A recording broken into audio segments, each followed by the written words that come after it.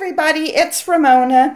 I just wanted to show you guys how I store my washi tape as well as the wire that I use. I tear up a lot of metals to make some embellishments with, so I use a lot of wire in different colors to match the different projects.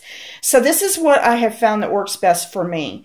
I have two different ones. I have the one on the top that is the washi tape storage unit, and then the bottom one that actually holds all the wire.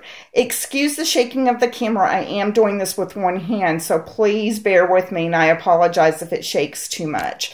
But let me give you a look at this.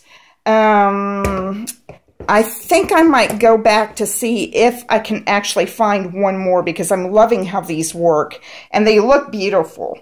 But anyway, I went ahead and stored my washi tape on the inside there. You can see how nice and neat they are by color. So I'm real anal about that. If any of you guys have seen my craft room, I like keeping everything in order, as just like it's when you walk into a store and you want to buy it. So everything's usually by color. So by color and then by size, which makes it even worse. So anyway, that's the first one. And as you can see, the first one sits right on top of the bigger one. So it's beautiful storage. And then let me show you the wire one. This one's a lot heavier. These are glass, guys. But see how nicely that stores all the wire?